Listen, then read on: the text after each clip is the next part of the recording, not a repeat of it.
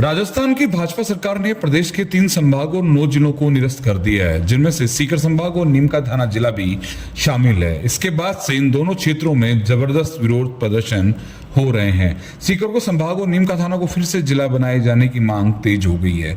सीकर को संभाग और नीम का थाना को जिला बनाए रखने के लिए आंदोलन तेज हो गया है और इसके लिए अब आर पार की लड़ाई का ऐलान किया गया है। सीकर संभाग और नीम का थाना जिला को फिर से बहाल करने के लिए भजनलाल सरकार को चेतावनी भी दी गई है।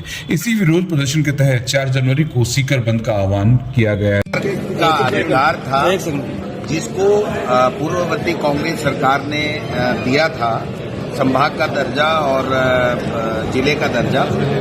पहले भी यूनिवर्सिटी भी संघर्ष से ही खुली थी और कांग्रेस सरकार ने यूनिवर्सिटी दी थी, फिर उसके बाद में बीजेपी ने बंद की, फिर वापस देना पड़ा। तो ये जिला और संभाग भी वापस देना पड़ेगा। इससे भाजपा सरकार को जन आंदोलन के सामने झुकना पड़ेगा, जनता की मांग के सामने झुकना पड़ेगा।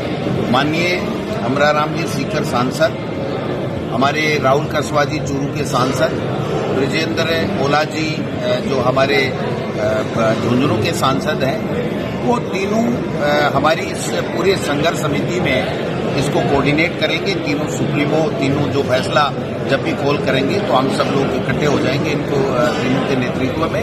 और अभी हमने तय किया है कि जो संघर्ष समिति बनेगी, उस संघर्ष समिति में प्रारंभिक तौर पर 3 लोगों के संयुक्त हस्ताक्षर से कोई भी कार्यक्रम की घोषणा होगी। पेमाराम जी, सुनीता गिठाड़ा जी और बाकी जी जाकर सरकार शेखावटी को कुछ दे नहीं सकती, तो दिया हुआ छीनने का हक नहीं है।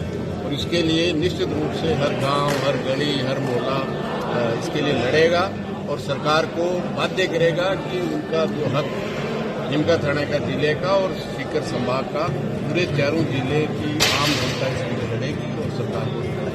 शेखावटी बेल्ट को हमेशा चूरू सिटी से जाना जाता था और नीम का थाना एक नया जिला बनाया गया था। इसके बाद से जब सरकार ने अचानक ही फैसला लिया है और जिस टाइमिंग पे लिया है, उनकी मंशा साफ नजर आती है। पब्लिक एट लार्ज में इसका आक्रोश है।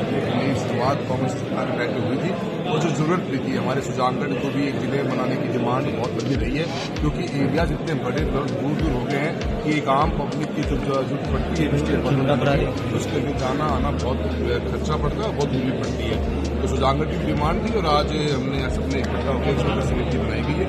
इसके द्वारा जो आज ज्ञापन दे रहे हैं और जैसा भी संघर्ष समिति हमारे को आदेशित करेगी, चूरू के सांसद के रूप में हम सभी हमारे विधायक जीते हुए हारे हुए सब आए हैं आज, और सब मिलकर हम इस आंदोलन में पूरी जोर के साथ लड़ेंगे और सरकार को मजबूर करेंगे कि सरकार आज कुछ देती शेखावटी बेल्ट तो अच्छा लगता। बीते हुए 1 साल के अंदर तोहफा उन्होंने शेखावटी को ये दिया है, जिला और संभाग निरस्त करके। इसके खिलाफ हम आंदोलित रहेंगे और इकट्ठा होकर लड़ेंगे।